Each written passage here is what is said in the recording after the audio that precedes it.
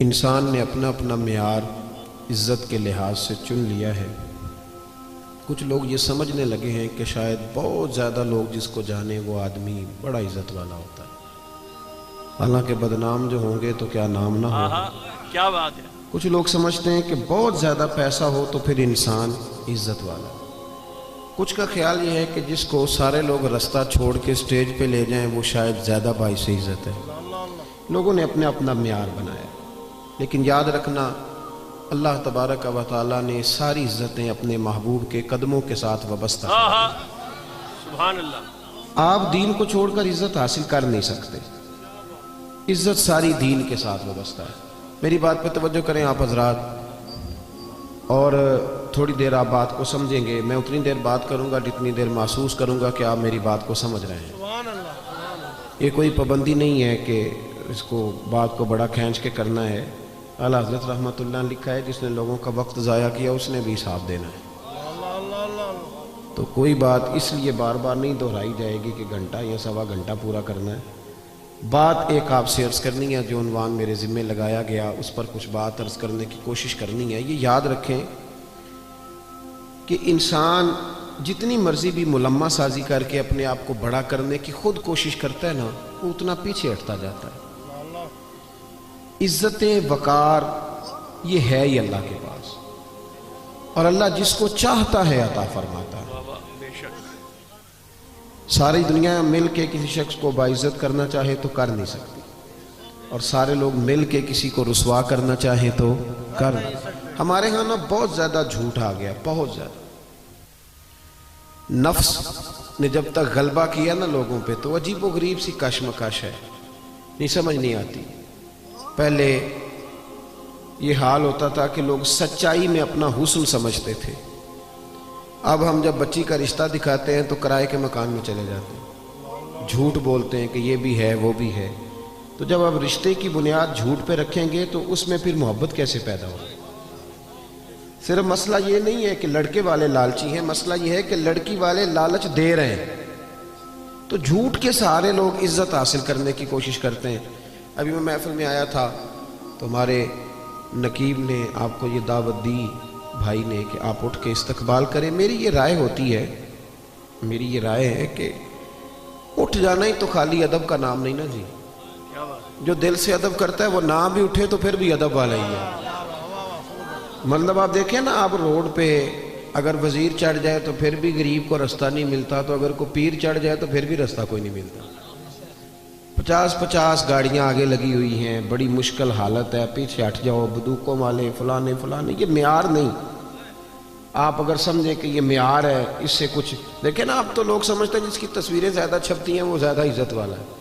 کوئی معیار ہے تو دولت بھی معیار نہیں۔ پھر معیار کیا ہے؟ اللہ کریم نے قرآن مجید میں فرمایا، اے میرے محبوب کے غلاموں، اگر تم اپنے رب سے محبت کرنا چاہتے ہو نا تو پھر میرے نبی کی غلامی کرو، اور تمہیں ملے گا کیا؟ قل ان کنتم تحبون اللہ، محبوب ان سے فرما دیجیے اگر یہ اللہ سے محبت کرنا چاہتے ہیں تو فاتبعونی، ان سے کہیے آپ کی غلامی کریں۔ عزت کتنی ملے گی؟ یحببکم اللہ، اللہ خود ان سے محبت فرمائے گا۔ اللہ کرے آپ کو سمجھ آئے میری بات کی، لفظوں پہ غور فرمایا کریں۔ قرآن مجید کی آیت ہے یحببکم اللہ، اللہ خود ان سے محبت کرے گا۔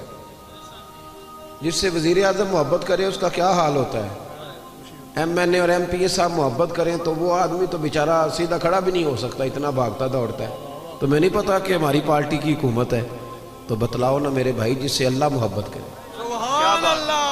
اپنا معیار یہ سمجھ لیں کہ سچ میں معیار ہے۔ وہ ہمارے ہاں نا لوگ یہ سمجھنے لگے ہیں کہ اچھے اخلاق والا وہ ہوتا ہے جو میٹھا بولتا ہے، تو میں کہتا ہوں میٹھا تو لوگ مطلب کے لیے بھی بولتے ہیں۔ میٹھا فقط اخلاق میٹھا بولنے کا نام تو نہیں نا میرے بھائی۔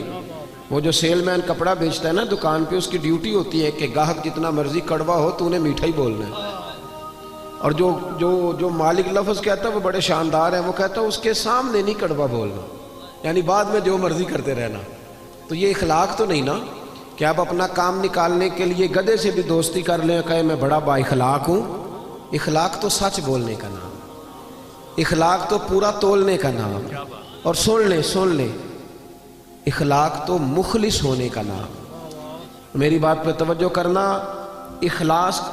اخلاق کا بہت بڑا جز جو میرے نبی کریم نے بیان فرمایا، اخلاق کا بہت بڑا جز وہ یہ ہے کہ جو اللہ نے آپ کو دیا ہے نا، آپ اس پہ راضی ہو جائیں، اللہ عزت عطا کر دے گا. دو لفظوں میں نبی پاک علیہ السلام نے بات کو سمیٹا. ایک صحابی نے کہا تو حضور عزت کیا ہے؟ فرمایا جو رب نے تجھے دیا اس پہ راضی ہو جا تو عزت دار ہو جائے گا. عرض کی حضور ذلت کیا ہے؟ فرمایا لالچ نہ کرنا ورنہ ذلیل ہو جائے گا. یہاں اس قدر زیادہ لالچ ہے، اس قدر زیادہ لالچ کہ دین جو خالص جو دین اللہ رسول کو راضی کرنے کا نام تھا، آخرت کی فکر کرنے کا نام تھا، وہاں بھی دیہڑیاں لگتی ہیں، وہاں بھی معیار بن گیا ہے. میں کہا کرتا ہوں کہ اور بڑے کام تھے، دھوکہ دے کے بندہ اور کسی طریقے سے کمائی کر لیتا کہ اللہ رسول کا نام ہی رہ گیا تھا کمائی کرنے. اسی نام پہ اب کمائی کرنی تھی، اب یہی کام باقی رہ گیا. بھائی عزت دیکھیں نا، کچھ لوگ سمجھتے ہیں کپڑوں میں عزت ہے. وہ ایک درویش نے مثال لکھی ہے. اس نے کہا کہ ایک آدمی نے نا اپنے بہت سارے دوستوں کو اپنے بیٹے کے ولیمے کی دعوت پہ بلایا تھا. تو آپ کو پتہ ہے اب جب تک آپ نے کپڑے زبردست نہ پہنے ہوں تو تب بھی مارکیٹ میں کوئی ریٹ نہیں ہوتا. یہ بھی بہت بڑا معیار ہے. اب اس نے دعوت پکائی، سارے لوگوں کو بلایا. تو ایک دوست اس کا تھا بڑا مالدار، اس کی ورکشاپ تھی. تو وہ بیچارہ گھر نہیں گیا بلکہ ورکشاپ سے ہی ولیمے پہ آ گیا. تو کپڑے میلے کچالے تھے. تو وہ جو باہر کھڑا تھا نا باڈی گارڈ، اس نے کہا تو کدھر؟ اس نے کہا میرا بھی یار ہے، اس نے بلایا. اس نے کہا میرے مالک کے تو سارے تگڑے تگڑے یار ہیں، تیری طرح کا تو اس کا کوئی یار ہے ہی نہیں، تو چھٹی کر. اس نے کہا نہیں میرے پاس دعوت آئی تھی، یہ تو بس میں ورکشاپ سے آ گیا ہوں، گھر نہیں گیا. اس نے کہا نہیں میاں یہ کوئی معیار نہیں، تیری حالت ہی کوئی نہیں. آپ کو پتہ ہے نا آج کل بندے کی قدر نہیں، اس کی جیب کی قدر ہے. محفل میلاد میں بھی آپ 1.5 لاکھ روپے آپ کو سٹیج پہ بٹھایا جائے گا. ہاں جس کے ہاتھوں میں نوٹوں کی دتی ہوتی ہے سارے نعت خانوں کو اس کا نام یاد ہوتا ہے، اس کی نظر شیر بھی کیے جاتے ہیں. جس کے پاس پیسے نہیں ہوتے وہ تو بیچارہ پیچھے چھپ کے بیٹھا ہوتا ہے. اچھا اس کو تو عاشق رسول بھی کوئی نہیں مانتا. اب تو عشق بھی نوٹوں پہ بکنے لگا ہے کہ جتنے پیسے اونچے اچھالے گا اتنا بڑا عاشق رسول ہوگا. کیا تماشا عجیب بنا لیا لوگوں.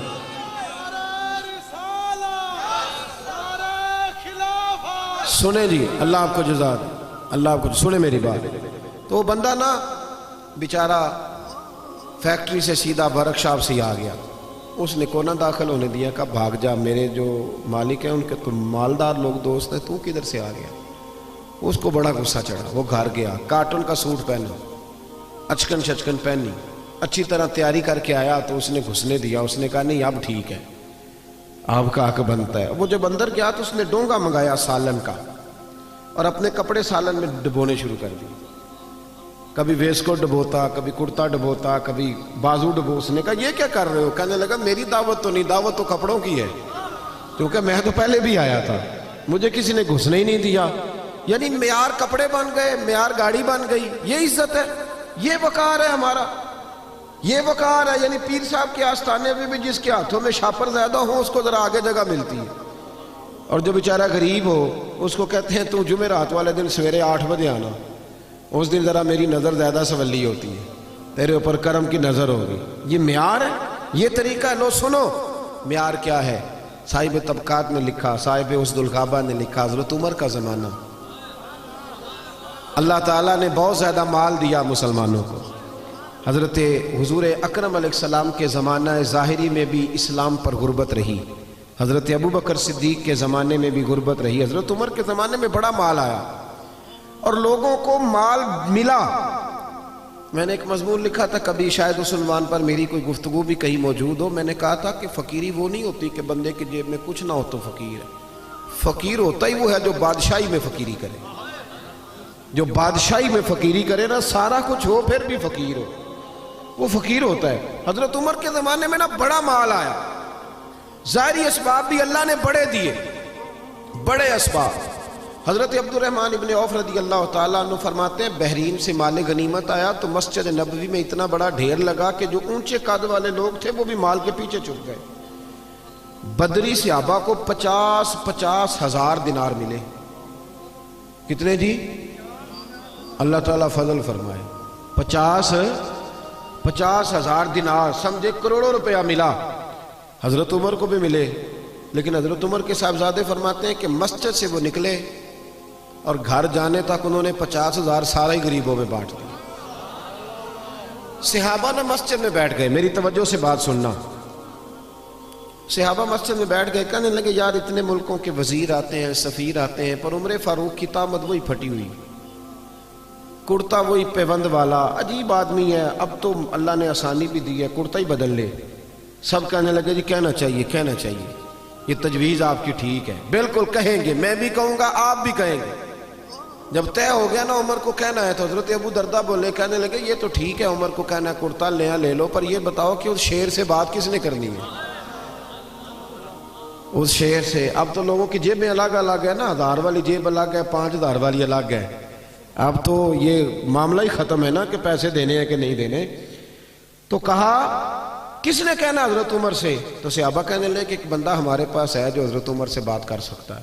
کہا وہ کون؟ کہنے لگے مولا علی شیر خدا، حضرت علی۔ اور ان لوگوں کا آپس میں بڑا پیار تھا، اشداء علی الکفار رحماء بینہم، کافروں پہ سخت تھے، آپس میں تو بڑے ہی رحم دل تھے، پیار تھا۔ اور جب قرآن کہتا ہے آپس میں رحم دل تھے تو پھر ہم قرآن کی مانیں گے، کسی غیر کی نہیں مانیں گے۔ تو قرآن نے کہہ دیا آپس میں رحم دل تھے تو پھر کسی اور سے ہمیں تفصیل لینے کی کوئی ضرورت نہیں ہے۔ حضرت علی سے کہا تو مولا علی شیر خدا کہنے لگے بات تمہاری ٹھیک ہے، کرتا عمر کو نیا پہننا چاہیے، میں بھی اسی حق میں ہوں، پر میرا وہ سجن ہے، میں اس کی طبیعت کو جانتا ہوں، مجھے پتہ ہے یہ بات میں بھی نہیں کر سکتا اس کے ساتھ، کیونکہ میں جانتا ہوں۔ تو جناب پھر کون کرے گا؟ تو حضرت عمر کہنے لگے ایک بندہ ہے، ایک شخصیت ہے، وہ کہیں گے تو عمر مان جائیں گے۔ کہ وہ کون؟ کہ ام المومنین سیدہ عائشہ صدیقہ رضی اللہ تعالی عنہا، وہ مومنوں کی ماں ہے، ہر ایک کے لیے قابل احترام ہے، وہ کہیں گی تو عمر مان جائیں گے۔ جناب عمر کسی کی پرواہ نہیں کرتے تھے، کسریٰ کے بادشاہ نے وقت مانگا تو فرمایا جاؤ دوڑ جاؤ، ٹائم کوئی نہیں۔ لیکن سیدہ عائشہ کے پاس لوگوں نے جا کے کہا کہ یہ بات ہے، عمر کو کہنا کرتا نیا پہنے۔ جب جا کے کہا نا، اماں جی نے کہا عمر سے بات کر لیتے ہیں، بلاؤ نا ذرا عمر کو۔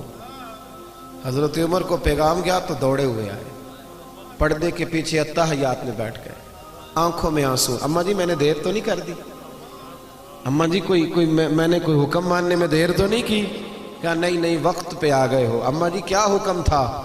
جناب فاروق اعظم رضی اللہ تعالیٰ عنہ کے پوچھنے پر سیدہ فرمانے لگی اب تو کئی ملکوں کے وزیر سفیر آتے ہیں اور اللہ نے آسانی بھی دے دی ہے، تو عمر کرتا بدل ہی لے، سب لوگوں کی خواہش ہے۔ جب سیدہ نے کہا تو فرماتی ہے میں نے پوری بات عمر کو سمجھائی، پر قربان جاؤں فاروق اعظم رضی اللہ تعالیٰ سنتے رہے۔ جب میں خاموش ہوئی تو کہا اماں جی مجھے بھی اجازت ہے ایک جملہ کہنے کی؟ کہا عمر اجازت ہے۔ تو جناب عمر رو پڑے، کہنے لگے میرے لیے ضروری ہے آپ کی بات ماننا، آپ جیسے کہیں گی میں مان لوں گا، پر مجھے اسی طرح کے کرتے پہنائیے گا جس طرح کے میں رسول پاک کے دور میں پہنا کرتا ہوں، اور میں انہی طریقوں پہ چلنا چاہتا ہوں جن پہ ابو بکر صدیق چلے۔ اماں جی میں سمجھتا ہوں کہ میری عزت کرتے میں نہیں، میری عزت تو محمد عربی کی غلامی میں ہے، آپ مہربانی فرمائیں۔ کہتی ہیں وہ جناب عمر کی بات میرا کلیجہ چیر گئی اور میں نے رونا شروع کر دیا، میں رونے لگی اور میں نے کہا عمر آپ جائیے، بات صحابہ کی بھی ٹھیک تھی پر جہاں آپ کھڑے ہیں نا سب سے بہترین کھڑے ہیں، آپ جائیے۔ میرے بھائی کپڑوں میں عزت رہ گئی، گاڑیوں میں عزت رہ گئی، دولتوں میں عزت رہ گئی، اور میرے بھائی دولت میں بڑی عزت ہوتی تو سب سے زیادہ دولت سیدہ فاطمہ الزہرا کے گھر میں پڑی ہوتی۔ اگر مال بڑا شاندار ہوتا نا، بڑا ضروری ہوتا تو سب سے زیادہ امام حسن اور حسین کی تجوریوں میں ہوتا، لیکن میرے نبی نے تو ہاتھ اٹھا کے دعا مانگی کہ اللہ میرے اہل بیت کو ضرورت کے مطابق روزی دینا۔ حضور نے، آپ کہیں ثابت کریں کہ نبی کریم نے کہا یا اللہ میرے بچوں کو زیادہ مال دے؟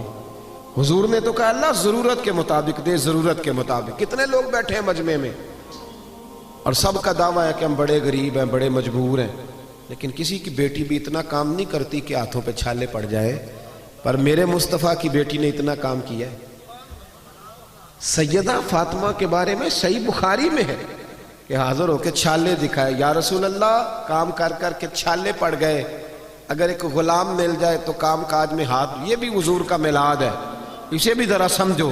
ہم نے تو اپنے بچوں کو شہزادے بنا دیا ہے، وہ تو کوئی تنکا بھی اٹھانے کو تیار نہیں، لیکن محبوب کی وہ شہزادی جو شہزادی کونین ہے اور جنت کی عورتوں کی سردار ہے، میرے رسول پاک کی صاحبزادی نے آ کے کہا حضور چھالے پڑ گئے، کوئی غلام مل جاتا تو کام کاج میں ہاتھ بٹاتا، تو مصطفیٰ کریم نے جب چھالے دیکھ کے بیٹی کے تو آنکھوں میں آنسو آ گئے اور آنسو پوچھ کے فرمایا فاطمہ تجھے ایک نسخہ نہ دوں؟ حضور حکم کریں، فرمایا 33 بار سبحان اللہ پڑھا کر، 33 بار الحمدللہ پڑھا کر، 34 بار اللہ اکبر پڑھا کر، تجھے غلام آزاد کرنے کا ثواب ملے گا، پر بیٹے چکی تو نے خود ہی پیسنی ہے، آٹا تو نے خود ہی گوندنا ہے۔ کوئی شخص بتا سکتا ہے کہ مولا علی کی جائیداد کہاں کر کے تھی مدینے میں؟ حضرت علی کا جب تک نکاح نہیں ہوا تھا نا مسجد میں سویا کرتے تھے، یہاں تو حضرت علی کے نام پر لوگوں نے محلات تعمیر کر لیے ہیں نا، علی دے ملنگاں دے پیسے گنے ہی نہیں جاندے ہیں، ملنگ حضرت علی کے، غلام حضرت علی کے، اور کیا بات ہے دولتوں کی اور جناب صورتوں کی۔ حضرت علی شیر خدا کا جب نکاح ہوا تو حضرت حارثہ بن نعمان رضی اللہ تعالیٰ عنہ کا ایک مکان تھا، میری باتوں کی سمجھ آ رہی ہے آپ حضرات کو؟ تو وہ مکان عاریتاً یعنی کرائے پر نبی کریم نے لیا، اس میں سیدہ فاطمہ رہنے لگی۔ بھائیو عزت وہ ہے جو رسول پاک کی سنت میں ہے، عزت وہ ہے جو نبی پاک کے طریقے میں ہے، عزت وہ ہے جو حضور کے رستے پر چلنے میں ہے۔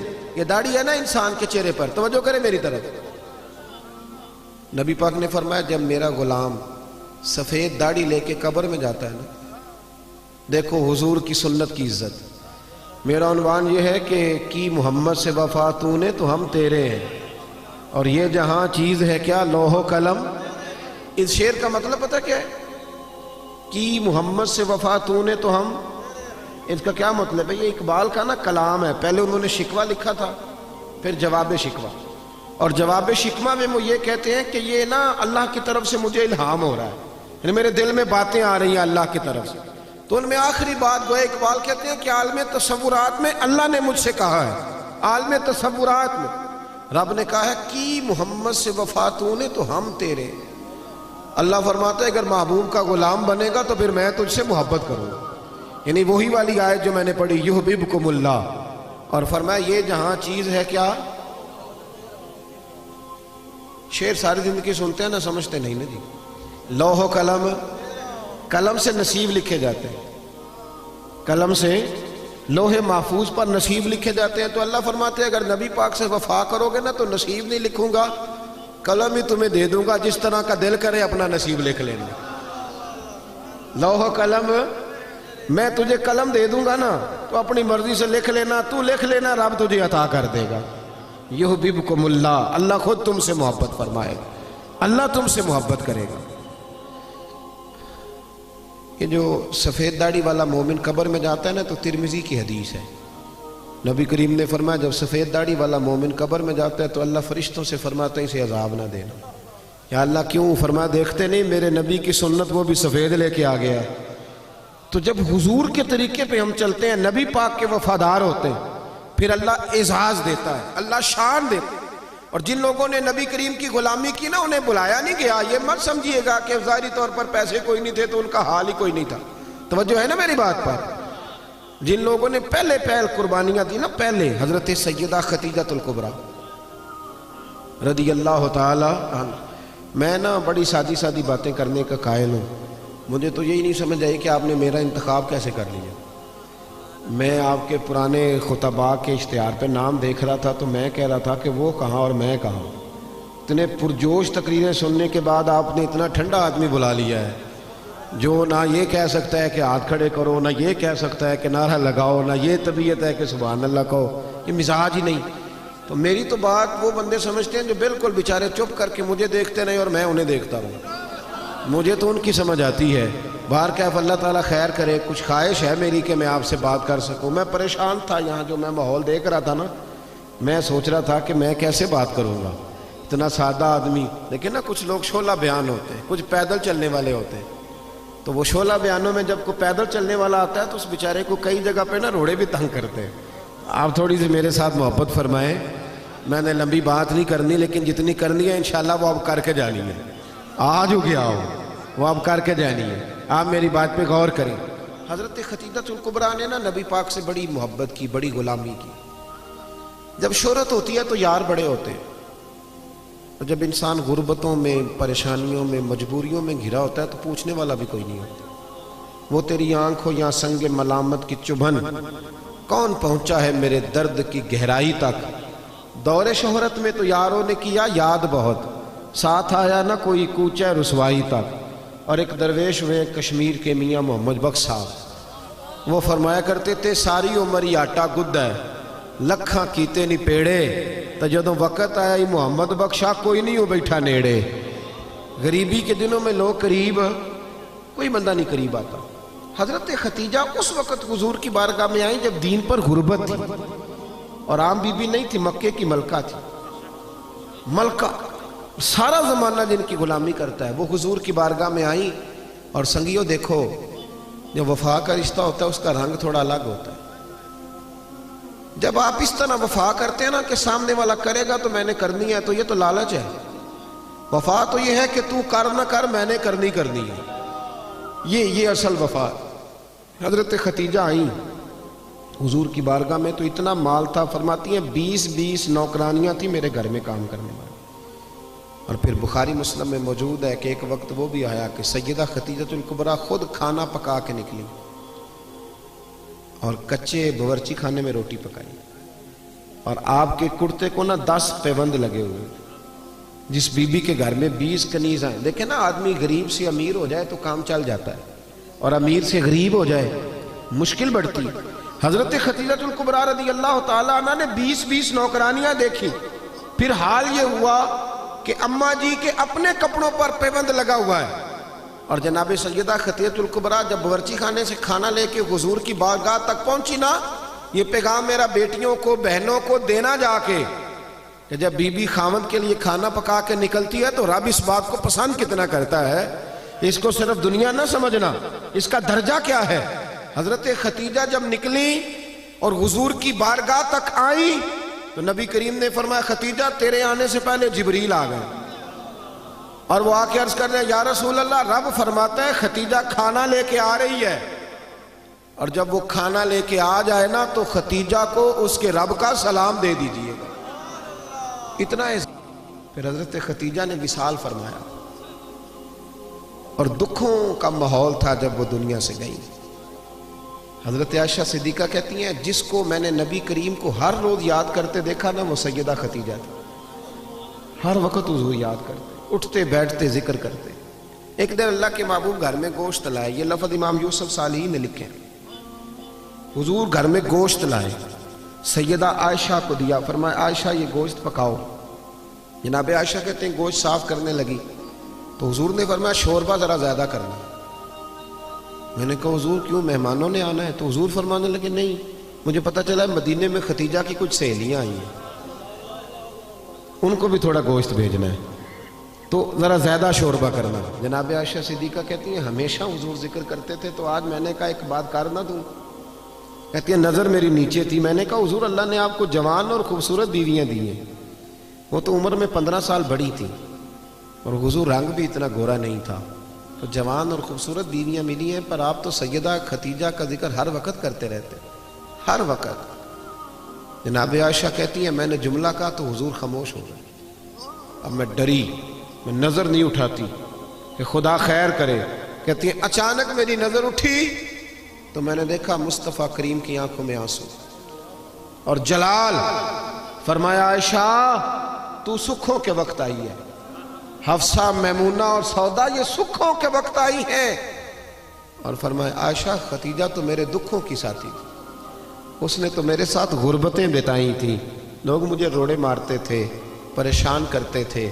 میں لوگوں کا ستایا ہوا جب گھر آتا تھا نا تو اس پاک باز اور وفادار کے ایک ہاتھ میں دودھ کا پیالہ ہوتا تھا, ایک ہاتھ میں کھجوریں ہوتی تھی, کھجور کھلا کے دودھ پلا کے کہتی تھی محبوبہ غم نہ کرنا, اللہ بڑی عزتیں عطا فرمائے.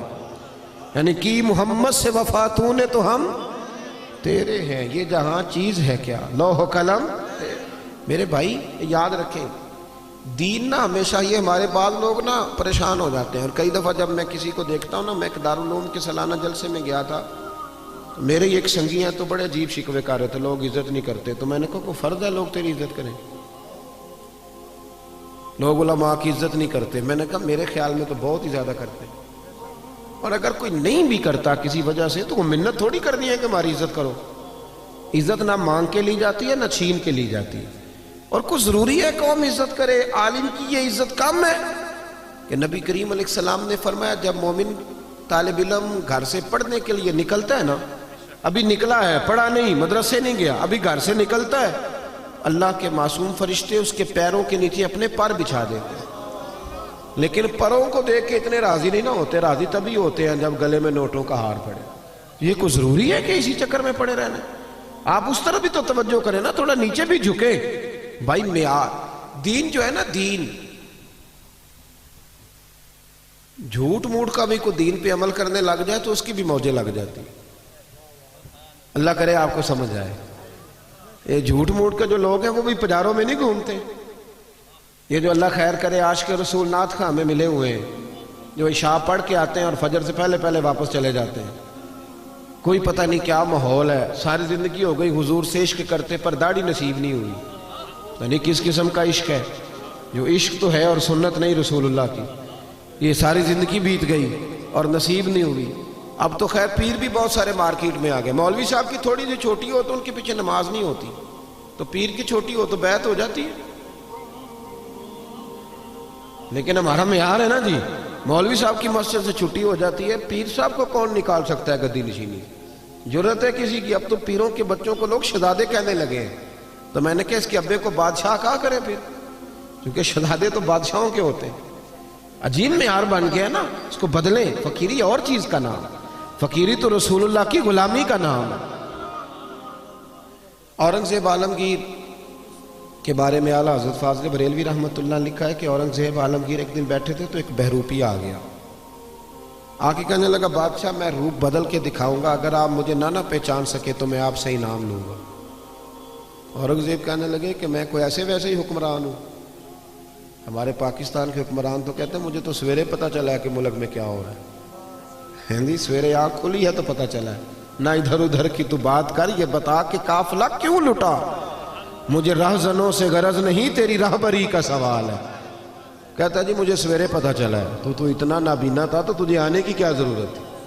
ہوش کرنا بھائی، اب تو حکمران ہے، تو خیال کر، معیار کو سمجھ. اورنگزیب سے بہروپیہ کہنے لگا روپ بدل کے دکھاؤں گا، اگر آپ نہ پہچان سکے تو انعام لوں گا. تو بادشاہ کہنے لگا تو زور لگا لے جتنا ہے، ایسا کوئی بہروپیہ ہے ہی نہیں جو مجھے دھوکہ دے سکے. ملا جیون کے شاگرد تھے نا اورنگزیب عالمگیر، صاحب تفسیرات احمدیہ کے. تو بادشاہ نے نا ایک دن کوئی ٹیچر بھرتی کرنے تھے تو وہ بھی آ گیا بڑی ساری ٹوپی پہن کے، جس طرح جناح کیپ نہیں ہوتی آج کل، تو بڑی ساری ٹوپی پہن کے نا تو وہ بھی پہنچ گیا. ہاتھ میں چھڑی پکڑی ہے اور ویسٹ کو ٹچ کر بڑا اچھا تیار ہو کے آیا. بادشاہ سب ٹیچروں کے انٹرویو کر رہے تھے. جب اس کی باری آئی نا تو بادشاہ نے 10 روپے دیے. کہنے لگا یہ تیرا آنے جانے کا کرایہ ہے، میں نے تجھے پہچان لیا ہے، چل دوڑ جا. اس نے کہا بھی تو واقعی بڑا سیانا ہے. کچھ دنوں کے بعد نا بادشاہ نے کہا کہ میں نے سپاہی بھرتی کرنے، تو یہ بھی آ گیا. کو 2-3 مہینے کے بعد مونچھیں ذرا بڑی کر لی اور بال تھوڑے بڑھا لیے، سمجھ لے کوئی اینک وینک لگا لی، روح بدل کے آیا. بادشاہ کے سامنے بہت سارے لوگ کھڑے ہوئے. جب اس کی باری آئی تو بادشاہ نے 10 روپے دیے. کہا میاں جا کوئی اور چکر چلا کے آ. بادشاہ جب سفر پہ جایا کرتے تو فقیر آیا کرتے تھے مانگنے والے. 2-4 مہینے کے بعد بادشاہ نکلا سیر کے لیے جانا تھا تو فقیر آ گئے. اس نے بھی نا منہ پہ سیاہی مال لی، کپڑے پھاڑ لیے، ہاتھوں میں کاسا لے لیا. بادشاہ نے باقیوں کو 5-5 دیے، اس کی باری آئی تو 10 دیے. کہا میاں یہ تیرا کرایہ آنے جانے کا، میں نے تجھے پہچان لی. اعلیٰ حضرت رحمۃ اللہ لکھا ہے اس کو. 2 سال بیت گئے بہروپیے کو روپ بدلتے، لیکن جب بھی وہ روپ بدل کے آتا بادشاہ پہچان لیتا. ایک دن بادشاہ جہاد کے لیے جا رہا تھا ہندوؤں کے ساتھ، ایک ریاست سے ٹکرانا تھا. ہزاروں کا لشکر اس کے ساتھ فوج کا. گرمی بڑی سخت تھی. بادشاہ ایک گلی سے گزر رہا تھا، ایک روڈ سے گزر رہا تھا. اس نے دیکھا کہ ایک بہت پہاڑی ہے، اوپر لوگ چڑھ بھی رہے ہیں اتر بھی رہے ہیں. اس کے دل میں خیال آیا کہ ادھر کیا ہے؟ ایک آدمی سے پوچھا یہاں کیا ہے؟ اس نے کہا جی وہاں نا اوپر ایک درویش بابا بیٹھا ہے، لوگ اس سے دم کراتے ہیں، دعا کراتے ہیں، اللہ اللہ کراتے ہیں، نیک آدمی ہے۔ تو پرانے سارے لوگ اللہ والوں کو ماننے والے ہوتے ہیں۔ بادشاہ کہنے لگا میں بھی اچھے کام جا رہا ہوں، چلو میں بھی دعا کراؤں۔ اب بادشاہ لوگ نازک مزاج ہوتے ہیں، آپ کو پتہ ہے، بڑی مشکل سے پہاڑی پہ چڑھا، اوپر گیا تو لائن لگی ہوئی تھی، کہا میں اورنگزیب۔ اس نے کہا جی ہمارا بابا امیر غریب کا فرق نہیں کرتا، ملنا ہے تو لائن میں لگ جاؤ۔ اورنگزیب لائن میں لگ گیا، 50 آدمی تھے، تھک گیا، دھوپ بڑی سخت تھی، نمبر آیا، اتحیات کی حالت میں بابا جی کے پاس بیٹھا، ہاتھ چومے، کہا حضور میں جہاد کے لیے جا رہا ہوں۔ بابا جی نے دعا کی، اچھا جبہ پہنا ہے، داڑھی رکھی ہے، پگڑی باندھی ہے، دعا کی، نصیحتیں فرمائی، اور پھر فرمایا آخر پہ کہ اگر تو جیت گیا تو تکبر نہ کرنا، ہار گیا تو مایوس نہ ہونا، یہ نصیحت کی۔ اورنگزیب کہتے ہیں کہ میں نے چند سکے نہ بطور نذرانہ کے بابا جی کے مصلے کے نیچے رکھے، اور جب میں الٹے قدم اترنے لگا تو بابا جی رومال جھاڑ کے کھڑے ہو گئے، کہنے لگے آج نہیں پہچانا تو نے، کوئی نہیں سمجھ آئی آپ کو؟ کہنے لگے آج نہیں پہچانا، آج تو نہیں نہ پہچانا، رکھ میرا انعام بنتا ہے، رکھ ادھر۔ بادشاہ کہنے لگا اللہ تیرا بھلا کرے، تو نے تو تھکا دیا، کہاں چڑھا ہوں کہاں رکا ہوں، پسینہ پیروں تک آ گیا ہے، پر چلو بات بن گئی، تو نے بھائی کمال کر دیا، اورنگزیب کو دھوکہ دیا۔ بہرحال بتا کیا چاہیے؟ بادشاہ نہ سب سے قیمتی ہیرے اپنے تاج میں لگایا کرتے تھے، سب سے قیمتی ہیرے۔ کہنے لگا وہ جو تیرے سر پہ تاج ہے نا، اس کے جو ہیرے ہیں وہ چاہیے، 2 سال ہو گئے محنت کرتے، قیمتی۔ بادشاہ نے اسی وقت تاج اتارا، اس کے پیروں میں رکھا، تو کہنے لگا یہ تو نے مانگا ہے نا منہ سے، میں جہاد سے واپس آتا ہوں تو آنا، میں اپنی مرضی سے بھی دوں گا۔ یہ جملے کہہ کے بادشاہ جب غار سے اترنے لگا تو بہروپیے نے آواز دی، کہنے لگا بادشاہ ذرا سننا۔ بادشاہ نے پلٹ کے دیکھا، کیا ہوا؟ کہنے لگا اپنا تاج لے جا، مجھے ضرورت نہیں رہی۔ اس نے کہا بڑا پاگل ہے تو، 2 سال سے جدوجہد کر رہا ہے، اب کہتا ضرورت نہیں۔ اس نے کہا لے جا، نہیں ضرورت۔ کہا کیا ہوا؟ تھا بہروپیہ پر کھول کے رویا، اتنا رویا کہ چیخے مارنے لگا۔ کہنے لگا بادشاہ مجھے تو سمجھ ہی آ جائی ہے، مجھے تو پتہ ہی آج چلا ہے۔ کہا کیا ہوا؟ کہنے لگا میں نے جھوٹ موٹ نبی پاک کا لباس پہنا تھا، جھوٹ موٹ حضور کے طریقے پر چلا تھا، جھوٹ موٹ کا لباس پہنا ہے، تو تیرے جیسے بادشاہوں کے تاج میرے قدموں میں آ گئے ہیں۔ اگر میں سچ مچ محمد عربی کا غلام بنوں گا تو اللہ کتنی شانیں عطا فرمائے، اگر سچ مچ غلامی کروں گا تو اللہ کتنا۔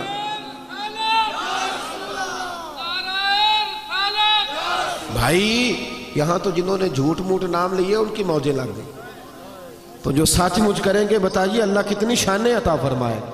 اپنا معیار نہ بدلے کبھی بھی معیار، ہمارا معیار بڑا عجیب ہو گیا ہے، بڑا عجیب معیار ہے، یعنی عجیب رنگ ہے نا ہمارا، کہ خوشی کا موقع ہوا تو شیطان کو دعوت دے لی، بیٹے کی شادی ہوئی تو جرانہ شیطان سے، ڈھول ڈھمکا شور شرابہ، اور جب کوئی مر گیا پھر اللہ رسول سے دوستی، پھر ختم شریف، رب رسول سے دکھوں کا رشتہ۔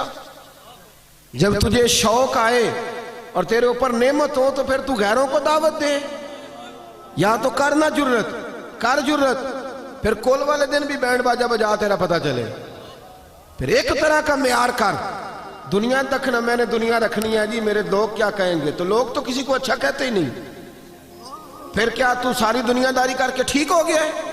صحابہ نے کوئی معیار نہیں بنایا، انہیں پتا تھا کہ مصطفیٰ سے وفا کریں گے تو بچیں گے، رسول اللہ کی غلامی کریں گے تو اس غلامی۔ حضرت سلمان فارسی آپ جانتے ہیں کہ انہوں نے پہلے بہت بڑے رئیس کے بیٹے تھے، پھر حضور کی تلاش میں نکلے تو کہاں رکے، کہاں گزرے، کہاں پہنچے، غلام بن کے مکے اور مدینے میں وقت گزارا، یہودی کے باغ میں مزدوری بھی کی، اور پھر اللہ نے ایسا انعام دیا کہ حضرت عمر کے زمانے میں ایک صوبے کے گورنر بھی بنا دیے گئے، صوبے کے گورنر بنا دیے گئے۔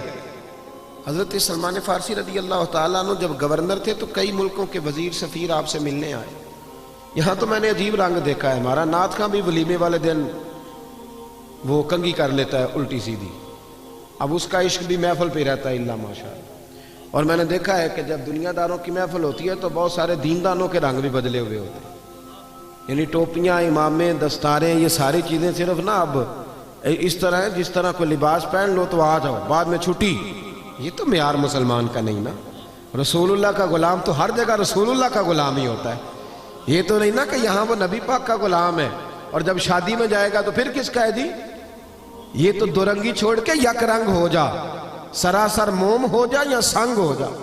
حضرت سلمان فارسی بیٹھے تھے، آپ کو پتہ ہے جب نیا نیا لوگوں کے پاس پیسے آتا ہے نا تو پھر ان کے حالات بدل جاتے ہیں، پھر بچے بھی کہتے ہیں ابا جی اب دور بدل گیا ہے، اب دور میں ایک شادی میں جا رہا تھا تو میرے آگے آگے باپ بیٹا چل رہے تھے،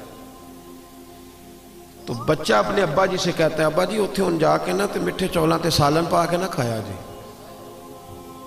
میرا پیار تھا اس بچے سے تو میں نے اس کو روکا، میں نے کہا بیٹے اصل میں نا تیرے ابے نے سیانا ہونا تھا پر تو ذرا دیر سے پیدا ہوا ہے، اگر ابا جی سے پہلے آ جاتا تو تیرا ابا سیانا ہو جاتا، اب تو آیا دیر سے، تو اب بھی اس کو سمجھا، تو کہنے لگا جی آپ تو ناراض ہو گئے، تو میں نے کہا وہ خیال کرو، والد کے ساتھ بھی کوئی اس طرح بات کرتا ہے، والد کو بھی کوئی اس طرح کے ساتھ لفظوں کے ساتھ یاد کرتا ہے کہ آپ سیانے ہی نہیں، یعنی ماں باپ کو بھی یہ کہا جا سکتا ہے، جو وقت کا محدث ہوتا ہے نا محدث، اور جو امام وقت ہوتا ہے اس کی ماں ان پڑھ بھی ہو تو محدث کی جنت بھی ماں کے قدموں کے نیچے ہی ہے، یہ کوئی معیار نہیں، اور اپنے وقت کا بہت بڑا مفسر قرآن ہو تو میرے نبی کریم نے فرمایا اللہ اسی کا راضی ہوگا جس کا ابا راضی ہوگا، باپ چاہے ان پڑھ ہو، صرف مومن مسلمان ہونا شرط ہے، تو معیار نہ بدلے۔ حضرت سلمان فارسی بیٹھے تھے، کھانا لگا ہوا تھا دسترخوان پہ، حضور علیہ السلام نے فرمایا ہے کہ جب تم دسترخوان پہ روٹی کھاؤ تو کوئی لقمہ دسترخوان پہ گر جائے تو اٹھا کے کھا لو، اللہ تمہاری بخشش فرما دے گا۔ تو اب کئی وزیر سفیر آئے ہوئے تھے، اب تو دسترخوان رہے نہیں، آپ کو پتہ ہے اب تو ڈائننگ ٹیبل ہے اور اب تو معیار بالکل بدل گیا، تو دسترخوان پر بیٹھے تھے سب لوگ، ایک لقمہ حضرت سلمان فارسی کے ہاتھ سے دسترخوان پر گر گیا، آپ نے پہلے وہ لقمہ اٹھایا، پھر دسترخوان پہ انگلی پھیر کے نا اس کو چاٹنے لگے، تو قریب ایک صحابی کان میں کہنے لگے حضور ٹھہر دے، یہ لوگ کیا کہیں گے، ان کو جا لینے دیں، اس کے بعد کر لیجئے گا، ان کو نہیں پتا ابھی ہمارے معیار کا۔ کان میں بات کی تھی، چاہیے تھا حضرت سلمان فارسی بھی کان میں جواب دیتے، پر وہ تو جذباتی ہو گئے، فرمانے لگے کیا کہا تم نے، یہ لوگ کیا کہیں گے؟ فرمایا ان چار دنیا داروں کے لیے میں اپنے نبی کا طریقہ چھوڑ دوں، ان چار دنیا داروں کے لیے رسول اللہ کا طریقہ چھوڑ دوں؟ اور پھر اتنے جذبات میں آئے کہ پگڑی اتر گئی، اپنے بال ہاتھوں سے پکڑ لیا اور فرمانے لگے سن، میں تو مکے اور مدینے کے باغوں سے کھجوریں اتار کے بیچتا تھا، یہ جو میرے سر پر عزت کے بال ہیں یہ محمد عربی کے اگائے ہوئے، حضور نے مجھے عزت دی ہے اور آج میں حضور کا طریقہ چھوڑ جاؤں، نبی پاک کے طریقے سے ہٹ جاؤں؟ نہ معیار بدلے، مسلمان کی عزت صرف اور صرف میرے نبی کے قدموں میں ہے، یہ جتنا مرضی باؤ بن جائے، اپ ٹو ڈیٹ ہو جائے، یہ سارا زمانہ گھوم کے آ جائے، اس کی عزت رسول اللہ کے قدموں۔ میں ملک سے باہر گیا تو آپ کو پتہ ہے ہمارے جو باہر لوگ ہیں تو وہ بڑا بڑا رنگ دکھاتے ہیں، وہ پکی سڑکیں دیکھ کے پریشان ہو جاتے ہیں کہ ان کی سڑکیں بڑی پکی ہیں، تو مجھے بھی انہوں نے بڑے بڑے ٹھنڈے ٹھنڈے شہر دکھائے، بڑا کچھ ہوا، مجھے بہت سارے وہاں کے شہر دیکھنے کا موقع میسر آیا، تو واپسی پہ جو میرے میزبان تھے وہ مجھے کہنے لگے آپ کو ہمارا ملک کیسا لگا؟ تو میں نے کہا یہ تبصرہ کرنا کوئی ضروری ہے؟ کہنے لگے نہیں آپ واپس جا رہے ہیں تو ایک سوال ہوتا ہے تو بتا دیں کیسا لگا؟ تو میں نے کہا میری اصل میں مجبوری یہ ہے کہ میں انگریزوں کا یہ ملک دیکھنے سے پہلے مدینہ دیکھ چکا ہوں، اور مدینہ دیکھ کے اب میں کسی انگریز کے ملک کی تعریف کروں تو یہ ہو نہیں سکتا، یہ معیار نہیں، جنہوں ویک کے ٹھر دیاں اکھیاں نے جنہوں ویک کے ٹھر دا سینہ ہے، ربا تیری ساری خدائی چ ایک ہی تے شہر مدینہ ہے، یہ کیا معیار ہوا کہ وہاں کھڑے ہو کہ وہاں سمجھ کر مدینہ منورہ میں حضور کے مواجہ پہ حاضری دیکھ کے باہر نکلا تو میرے شہر کے ایک بہت بڑے سیاسی آدمی تھے، مجھے مل گئے، پیر صاحب السلام علیکم، وعلیکم السلام، تو کہنے لگے آپ بڑی گھٹن والی زندگی گزار رہے ہیں، کسی بڑے آدمی کے پاس نہیں جاتے تو آپ کو لے نہ جائیں ذرا اسلام آباد کی؟ تو میں نے کہا جی مجھے بھی آپ کی بھی کوئی سمجھ نہیں آئی کہ جس بندے کو سب سے بڑی بارگاہ میں کھڑے ہونے کا موقع مل جائے پھر وہ چھوٹا ہی ہے نا کہ چھوٹے چھوٹے لوگوں کے پاس جا کے منتیں کرتا پھرے۔ کہنے لگے کیا مطلب؟ میں نے کہا مجھے تو حضور نے اپنے مواجہ اقدس پہ کھڑا کر لیا ہے، اب میں وڈیروں کے سامنے جاؤں، اب میں دنیا داروں کے سامنے جاؤں؟ اب میں ان کی طرف دیکھوں، یہ معیار نہیں مسلمان کا، خوددار بن کے جئیں گے، اس لیے کہ ہماری عزت نہ دولت سے نہ شہرت سے، عزت تو رسول اللہ کے قدموں سے۔ حضرت عمر فاروق کے پوتے تھے حضرت سالم بن عبداللہ بن عمر، طواف کعبہ کر رہے تھے، مکے کا گورنر آ گیا عبد الملک بن مروان، بیت اللہ وہاں بھی نا میں نے دیکھا اللہ ماشاءاللہ بیچارے مرید وہاں بھی جو الجھ گئے نا، وہ وہاں بھی بیچارے بوتلیں اٹھائی ہوئی ہیں بھاگے ہوئے۔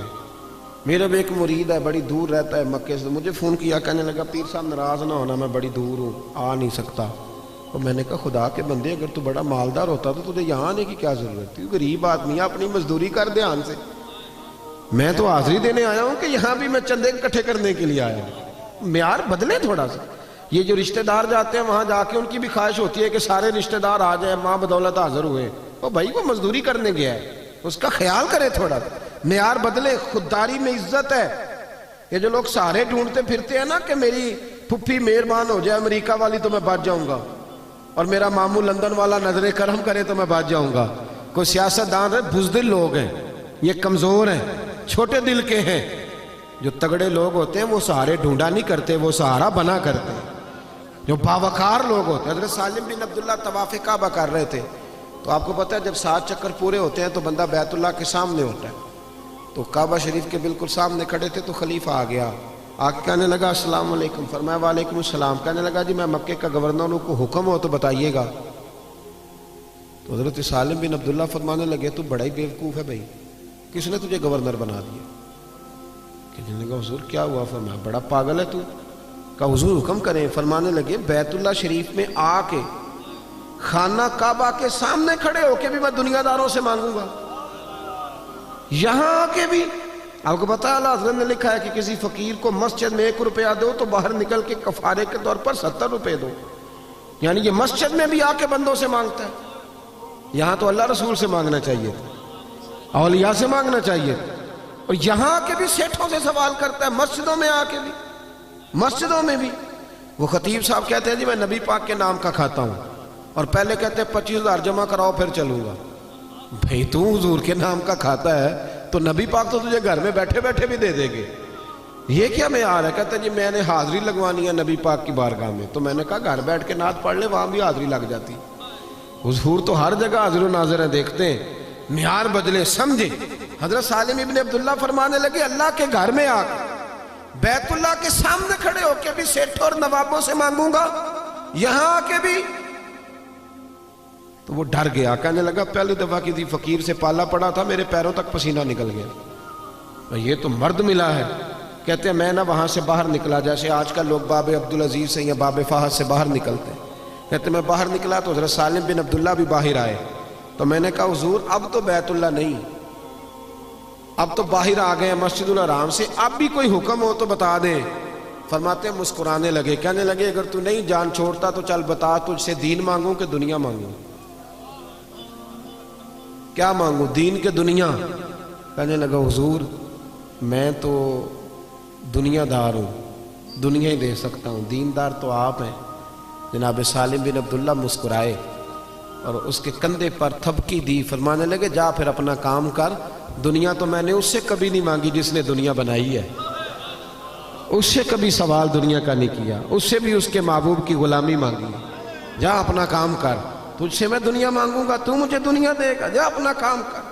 خودداری جو ہوتی ہے نا، خودداری، وہ ایک شاعر بیٹھا تھا تو کوئی آدمی اس کے 5 روپے ہاتھ میں تھما گیا، بیچارہ کو پتہ ہے کئی شاعروں کی حالت بھی طرز کھانے والی ہوتی، لیکن بندہ بڑا قیمتی تھا، کوئی 5 روپے تھما گیا اس کے ہاتھ میں، لیکن اس نے ایک شعر کہا مجھے تو اتنا پسند آ گیا کہ کئی انقلاب برپا کر دیتے ہیں نا جملے، انقلاب برپا کر گیا۔ وہ 5 روپے کو شیٹ پکڑا گیا تو اس نے آواز ادھر آ بھائی ادھر آ، وہ بندہ واپس آیا تو اس نے کہا یہ 5 روپے کیوں دیے؟ کہنے لگے تو غریب ہے تجھے ضرورت ہوگی، تو وہ کہنے لگا ضرورت ہوگی تو میں اللہ سے مانگوں گا، اللہ کے رسول سے مانگوں گا، اپنے مرشد سے مانگوں گا، سیٹھوں نوابوں سے مانگوں۔ اٹھا اور شعر کہا تو قلم توڑ دیے، کہنے لگا یہ آرزو کرم اور میں آپ سے کروں، یہ آرزو کرم اور میں آپ سے کروں، یہ بھیک اس کو دیجئے جس کا خدا نہ ہو، یہ بھیک اس کو دیجئے جس کا خدا نہ ہو، میں تو خدا والا ہوں اور محمد مصطفیٰ والا ہوں۔ مجھے تو بڑا کچھ ملتا ہے، یہ لے جاؤ۔ کسی اور گردن کو جھکا دیتا ہے خیرات کا پتھر، جہاں میں مانگنے والوں کے سر کبھی اونچے نہیں ہوتے۔ پرانے بادشاہ جو ہوتے تھے نا، ان کو بڑا شوق ہوتا تھا تعریفیں کرانے کا، ان کو بڑا شوق ہوتا تھا۔ اور ان کو میں بس مضمون سمیٹنے کی طرف آ رہا ہوں، بات سمیٹ رہا ہوں۔ یہ بڑا شوق ہوتا تھا بادشاہوں کو تعریفیں کرانے کا، آج بھی آپ کو پتہ ہے نا بڑا شوق ہوتا ہے۔ یہ ہمارے اسٹیجوں پہ بھی یہ حال ہوتا ہے کہ جس کی ڈیوٹی ہوتی ہے اعلان کرنے کی، وہ ایسے ایسے لقب کہہ دیتا ہے کہ وہ جس کے لیے کہہ رہا ہوتا ہے وہ بھی سوچتا ہے کہ اس کا ترجمہ کیا ہے جو اس نے کہہ دیا ہے، یعنی اس کا معنی کیا تھا، پر ڈیوٹی لگی ہوئی ہے کہہ دیتے ہیں۔ یعنی لقب کے بیچ میں بندہ ڈھونڈنا مشکل ہو جاتا ہے، کیا کچھ کہہ گیا۔ اور اگر اس سے پوچھیں کہ تجھے پتہ ہے تو کہتا ہے نہیں میں اشتہار تو پڑھے ایسے۔ جی فلسفہ ہے بھئی، آپ سادی سی بات کریں، لوگوں کو کیا پتا بیچاروں کو کہ یہ خطیب پاکستان کا ترجمہ کیا ہے اور مقرر ذی شان کا معنی کہاں سے ڈھونڈنا ہے۔ سادہ سا نام لکھیں۔ میں تو منت کرتا رہتا ہوں دوستوں کی کہ اشتہاروں پہ تصویریں بھی نہ لگایا کریں، کوئی ضرورت نہیں ہے اس کی۔ اللہ تعالیٰ توفیق دینے والا ہے، حسن ہمیشہ سادگی میں ہوتا ہے۔ یہ جو ریاکاری ہوتی ہے یہ تو اداکاری ہوتی ہے، تو اداکاری آپ کتنی دیر کریں گے؟ اداکاری کر کے بندہ تھک جاتا ہے۔ نارمل زندگی میں مزہ ہے، ان چکروں میں نہ پڑے، اس سے باہر آئیں۔ جو نارمل زندگی ہے اس میں رہیں، سادے۔ ہمارے بزرگوں نے کوئی ملمہ سازی نہیں کی، پر اللہ نے انہیں بڑی شانیں عطا فرمائے۔ آپ سارے اکابرین کو دیکھ لیں۔ فرزق شاعر گزرا ہے اہل عرب کا، تو وہ بڑے زبردست قصیدے لکھتا تھا، بڑے زبردست قصیدے لکھتا تھا، تو بادشاہ اسے انعام دیتے تھے۔ آج بھی آپ یقین کریں بڑے انعام ملتے ہیں قصیدے، جو قصیدے اچھے پڑھے اس کو وزارت اچھی ملتی ہے، پتہ ہے نا آپ کو۔ جو اچھے قصیدے پڑھنے والا ہو نا، اچھے بوٹ پالش کرے، وہ اچھا وزیر بنتا ہے۔ باقی جو قصیدے نہیں پڑھے گا پیچھے رہ جائے گا۔ تو درباری لوگوں کو ہمیشہ لوگوں نے نوازا ہے، تو بڑے قصیدے پڑھتا تھا۔ عبد الملک بن مروان کہتے ہیں میں طواف کعبہ کے لیے جب حاضر ہوا نا، تو میں طواف کر رہا تھا، تو میرے بالکل پیچھے نا حضرت امام زین العابدین بھی آ گئے۔ جب امام زین العابدین آئے تو لوگوں نے رستہ چھوڑ دیا۔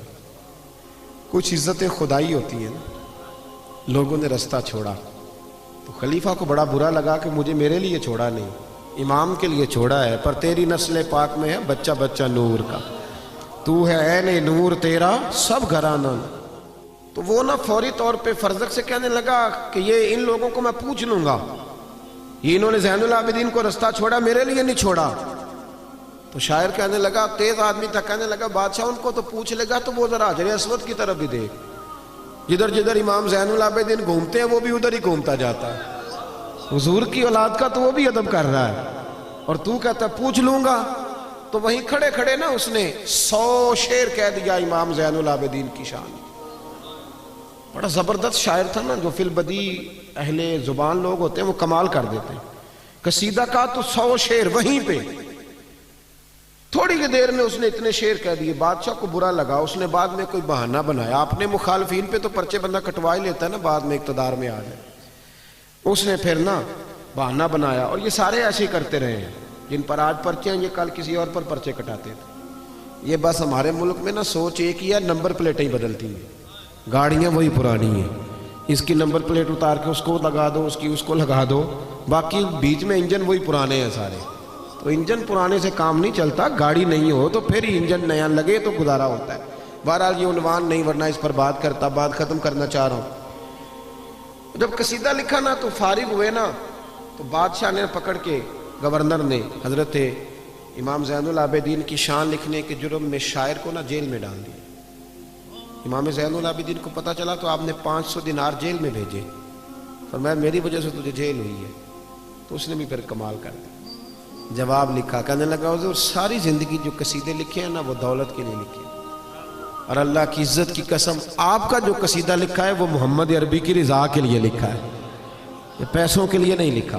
یہ پیسے واپس رکھ لیں، اس لیے کہ اگر میں مصطفیٰ سے وفا کروں گا نا تو پھر رب میرا مجھ سے بڑی ہی محبت فرمائے گا۔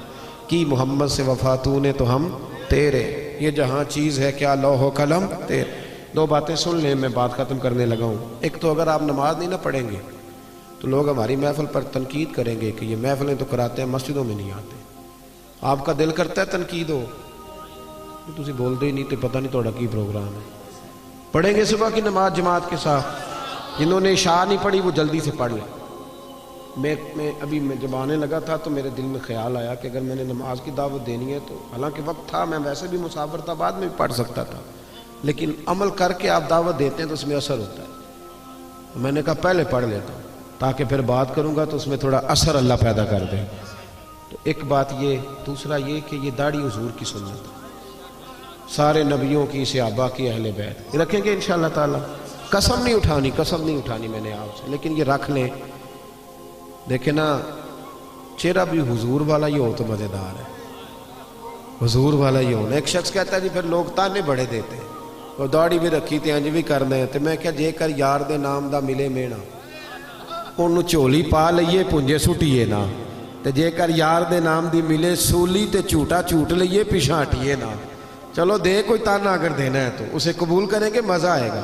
اور آخری گزارش یہ ہے کہ عورتوں کو پردہ کرائیں، ان کو پابند کریں، ان کو بتائیں کہ مسلمان بیٹیاں جو ہوتی ہیں نا وہ پردوں میں ہوتی ہیں. ہر کتاب کو غلاف نہیں چڑھتا، صرف قرآن کو چڑھتا ہے. ہر عمارت کو غلاف نہیں چڑھتا، صرف بیت اللہ کو چڑھتا ہے. ہر بی بی پردہ نہیں کرتی، صرف میرے نبی کا کلمہ پڑھنے والی کرتی. ان کو پابند کریں، انہیں بتائیں کہ قیمتی چیزیں غلاف میں ہوتی ہیں. اللہ کی بارگاہ میں دعا کرتا ہوں جنہوں نے یہ محفل سجائی، اللہ انہیں بہترین صلہ عطا فرما. جو تشریف لائے اللہ قدم قدم پہ برکتیں دے. آخر دعوانا الحمدللہ.